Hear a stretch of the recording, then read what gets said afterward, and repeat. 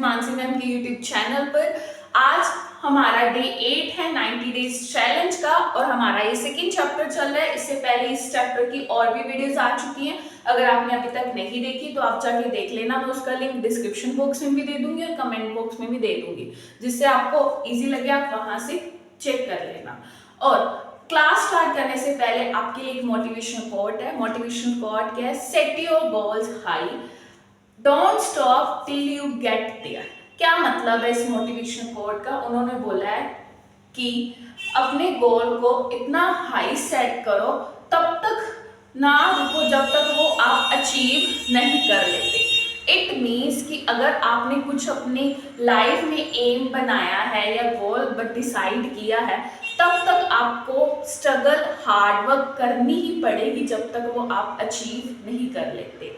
ये आपके अंदर एक तरह से कॉन्फिडेंस देगा कि मैंने उस टारगेट तक जाना है, मैं तब तक नहीं रुक सकता जब तक मैं वो अचीव नहीं कर लेता। तो आज सबसे पहले अपना गोल डिसाइड करना है और फिर डिसाइड करना है कि आपने कैसे हार्ड वर्क करना है, कैसे उसको अचीव करना है। मैं अभी बताऊं तो आप में से काफी स्टूडेंट का ये टारगेट होगा कि मैंने सीए फाउंडेशन क्लियर करना है। सीए फाउंडेशन के लिए पहले आप क्या करोगे? सिलेबस बनाओ।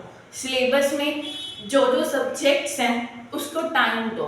जैसे मैं आपके लिए मैथ्स करवा रही हूँ और चैनल्स पे आपके लिए और सब्जेक्ट्स होंगे जो आपके सीए फाउंडेशन के लिए इंपॉर्टेंट है।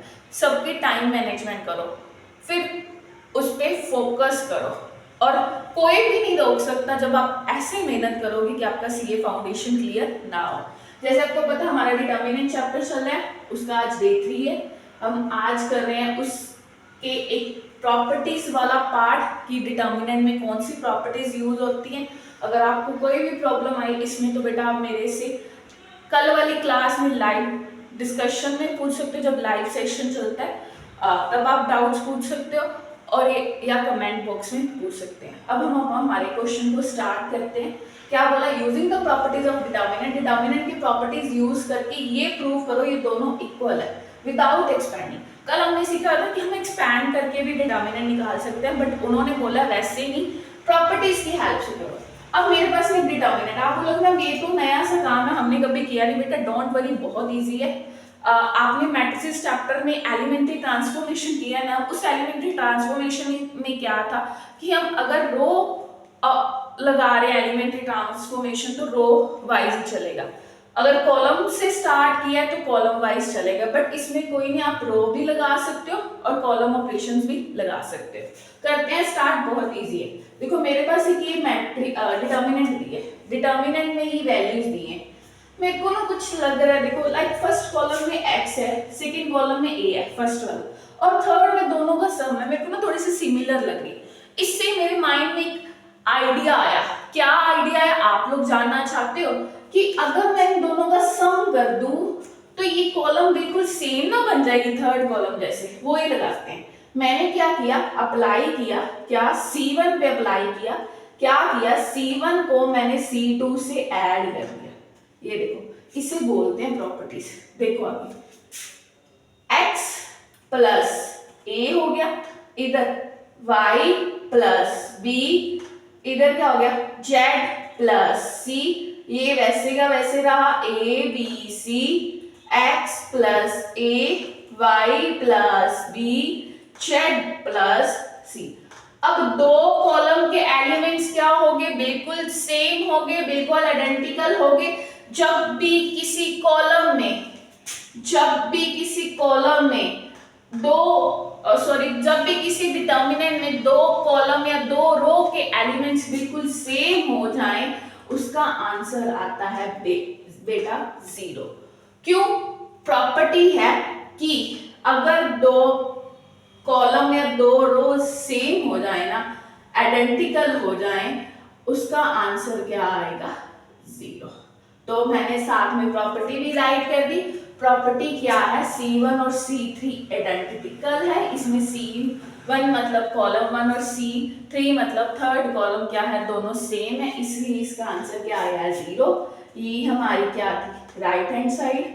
हमने पहले ली क्या थी? लेफ्ट हैंड साइड, क्योंकि हमने प्रूव करना है तो left hand side right hand side की इक्वल करनी पड़ेगी। तो मैंने लेफ्ट हैंड साइड ली, मैंने देखा कॉलम 1 और कॉलम 2 के एलिमेंट्स ऐसे हैं कि अगर मैं उनका सम कर दूं तो वो कॉलम 3 बन जाएगी। मैंने वैसे ही करा, जिससे हमारे पास 2 कॉलम्स क्या होगी, आइडेंटिकल, और हमारा आंसर क्या आ गया 0। इससे वो राइट हैंड साइड की इक्वल आ गई। देखते हैं और ऐसे क्वेश्चंस आगे। बेटा हमारा सेकंड क्वेश्चन क्या, वैसे प्रॉपर्टीज को यूज करके हमने ये प्रूव करना है। अब डिटर्मिनेंट जो दिया हुआ वो चेंज है। देखो इसमें मैं, आप लोग सोच रहे हो कि मैम अब इसमें क्या ऑपरेशन लगाएं। अब देखो मैंने ना पहले क्वेश्चन को देखा, क्वेश्चन को ऑब्जर्व किया, क्वेश्चन को ऑब्जर्व करने के बाद मेरे को पता चला, देखो अगर मैं फर्स्ट रो में देखूं ना, एक तो ए पॉजिटिव है, एक ए नेगेटिव है, चाहे कॉलम्स अलग अलग है, एक बी नेगेटिव है, एक बी पॉजिटिव है, एक सी नेगेटिव, एक सी पॉजिटिव है। इससे मुझे पता चला कि अगर मैं एक कॉलम में तीनों कॉलम का सम कर दूं तो मेरे पास एलिमेंट्स 0 बन रहे हैं। क्या मैं वो अप्लाई करके देखूं? तो मैंने ये सोच के ना यहाँ पे लगा दिया अप्लाई। क्या अप्लाई कर दिया कि कॉलम 1 में कॉलम 2 को भी ऐड कर दिया और कॉलम 3 को भी ऐड कर दिया। अब देखो कैसे होगा, देखो a माइनस बी तो इस कॉलम का एलिमेंट था, वो वैसे ही रहा। फिर मैंने कॉलम 2 का फर्स्ट एलिमेंट ऐड कर दिया, फिर मैंने कॉलम 3 का फर्स्ट एलिमेंट ऐड कर दिया इसमें। बाकी कॉलम 2 का एलिमेंट वैसे ही रहा, कॉलम 3 का एलिमेंट भी वैसे ही रहा। अब second element of the first column मैंने वो वैसे राइट किया, फिर सिमिलरली जैसे मैंने फर्स्ट एलिमेंट में किया वैसे ही यहाँ पे कर दिया। बाकी जो कॉलम के एलिमेंट्स थे उन्हें ऐड कर दिया। रेस्ट ऑफ द रहे सेम, बाकी सारे सेम रहे। c minus A plus A minus B plus B minus C, A minus B, B minus C. ये पता ना आपको हमने क्या लिया, लेफ्ट हैंड साइड। देखो प्लस का b और माइनस का b कैंसिल, माइनस का c प्लस का c कैंसिल, a प्लस का और माइनस का कैंसिल, ये तो क्या बन गया 0। यहाँ पे माइनस का c प्लस के c के साथ कैंसिल हो गया, माइनस का a प्लस के a के साथ कैंसिल हो गया, प्लस का b माइनस के b के साथ कैंसिल हो गया, यहाँ पे भी क्या आया 0। जैसे यहाँ पे माइनस का a प्लस के a के साथ कैंसिल, माइनस का b प्लस के b के साथ कैंसिल, प्लस का c माइनस के c के साथ कैंसिल। बाकी तो किसी कॉलम पे कोई फर्क नहीं पड़ा, वो मैंने वैसे ही राइट कर दी। अब ना एक इसमें प्रॉपर्टी होती है डिटर्मिनेंट में, क्या होती है, अगर एक कॉलम या एक रो 0 बन जाए, मतलब सारे एलिमेंट्स उसके 0 बन जाए, तो वो डिटर्मिनेंट क्या बन जाता है 0। इट मीन्स ये किसके इक्वल आ गया, राइट हैंड साइड के। हमने यही प्रूव करना था ना कि लेफ्ट हैंड साइड किसकी इक्वल है, राइट हैंड साइड।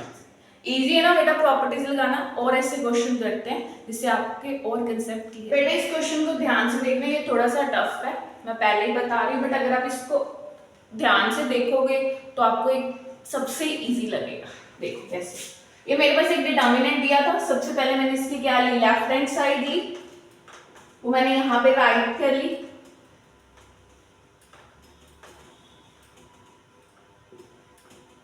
फिर ना मैंने इसमें क्या किया, मैंने ना कॉलम 3 बड़ी थी, मैंने कॉलम 3 के एलिमेंट्स ना बड़े थे एज कंपैरिजन टू कॉलम 1 और कॉलम 2 के। मैंने क्या करा, अप्लाई कर दिया कॉलम 3 पे। क्या अप्लाई किया, कॉलम 3 में से कॉलम 1 को माइनस कर दिया। देखते रहो, बहुत इजी है। 2 3 5, कॉलम 1 तो वैसे ही रही, कॉलम 2 भी वैसे ही रही। अब 65 में से जब मैं 2 माइनस करूंगी क्या आ जाएगा 63। 75 में से 3 माइनस करूंगी क्या आ जाएगा 72। 86 में से 5 माइनस करूंगी क्या आ जाएगा 81। अब ना मैंने एक चीज देखी कि ये 9 7 63 है, 9 8 72 है, 9 9 81 है। इसमें से ना 9 कॉमन आ रहा है, मैंने 9 को कॉमन निकाल लिया। अब क्या रह गया, कॉलम 1 के एलिमेंट तो सेम रहे, कॉलम 2 के एलिमेंट भी सेम रहे। अब जब इससे 9 चला गया, ये 7 बन गया 63। 72 में से 9 चला गया, ये क्या बन गया 8। 81 में से 9 चला गया, ये क्या बन गया 9। अब मैंने आपको फर्स्ट क्वेश्चन में एक प्रॉपर्टी बताई थी, वो प्रॉपर्टी क्या थी, जब टू कॉलम्स या टू रोज बिल्कुल आइडेंटिकल हो जाए तो डिटर्मिनेंट क्या होता है, जीरो। वैसे यहाँ पे कॉलम 2 और कॉलम 3 क्या होगी, बिल्कुल सेम होगी, इट मींस इसका आंसर क्या आ जाएगा, जीरो। जीरो ही हमारी क्या थी, राइट हैंड साइड, इससे प्रूव हो गया लेफ्ट हैंड साइड इसके इक्वल है राइट हैंड साइड के, इजी है। चले हमारे नेक्स्ट क्वेश्चन की तरफ। अब बेटा हमारा ये क्वेश्चन क्या है, मैं सबसे पहले इसकी लेफ्ट हैंड साइड को राइट करूंगी, लेफ्ट हैंड साइड को मैंने राइट कर लिया सेम देख के क्वेश्चन में से।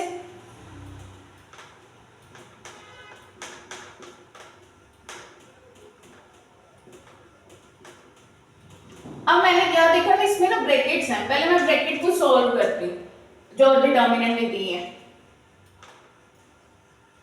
1 1 1 BC CA AB वैसे राइट कर लिया, ब्रैकेट सॉल्व करी, क्या बन गया AB plus AC BC plus AB CA plus CB।